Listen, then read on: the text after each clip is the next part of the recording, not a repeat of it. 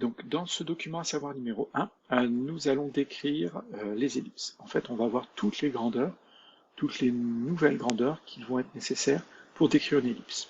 Parce qu'une ellipse va être un peu plus compliquée à décrire qu'un cercle.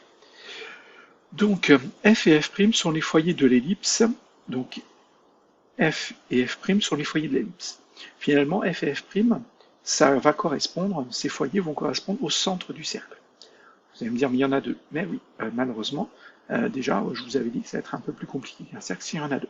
Mais plus l'ellipse va se rapprocher du cercle, plus ces foyers vont se rapprocher finalement de ce point de croisement entre ces deux droites bleues.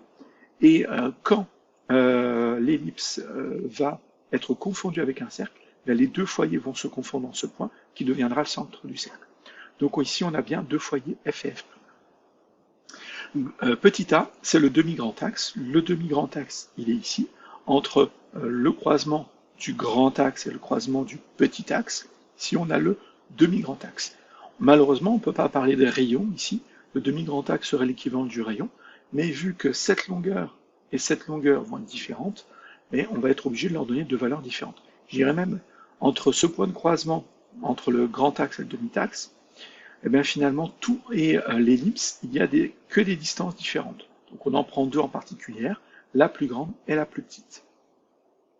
Donc le demi-grand axe, c'est cette longueur ici. Le demi-petit axe sera cette longueur ici. Qui sont donc les distances la plus grande et la plus petite entre le point de croisement entre le grand axe et le petit axe et l'ellipse. Le péricentre, c'est le point de l'orbite le plus proche de l'astre central. Donc, si j'ai ici un astre, si je place ici un astre sur l'un des foyers, donc l'astre central va être sur l'un des foyers. Donc, si ici j'ai le Soleil et donc une planète qui va tourner autour, donc l'axe central c'est le Soleil, le péricentre c'est le point le plus proche, donc le péricentre va être ici. C'est bien le point le plus proche sur l'ellipse, sur l'orbite, du Soleil. Ici, si le Soleil est l'astre central. Si l'astre central est le Soleil, on parle de périhélie. Si l'astre central est la Terre, on parle de périgée. Donc la périhélie sera ça et la périgée sera ça, mais ça va dépendre de l'astre central.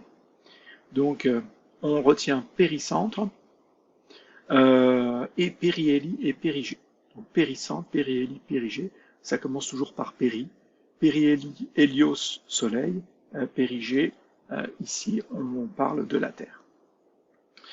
Donc ensuite l'apocentre est le point de l'orbite le plus éloigné de l'astre central, donc si le soleil est toujours sur ce foyer de l'ellipse, alors le point le plus éloigné, l'apocentre, va être ici, et on va parler d'aphélie, cette distance ici, qui est la distance la plus grande entre le Soleil et la planète, qui est sur l'orbite elliptique ici. Et si l'astre central est le Soleil, on parlera d'aphélie. Si l'astre central est la Terre, on parlera d'apogée. Donc voilà ici, apogée, normalement, c'est peut-être un terme que vous avez entendu si vous parlez un petit peu, si vous faites un petit peu d'astronomie. On en parle assez souvent. Donc voilà le vocabulaire qu'il va falloir savoir utiliser sur les ellipses, parce que dans les exercices, on va vous donner le demi-grand axe, le demi-petit axe, on va vous parler d'aphélie, de périhélie, on va vous parler de périgée et d'apogée. Si on vous donne ces valeurs-là et que vous ne savez pas à quoi ça correspond, vous allez être bloqué.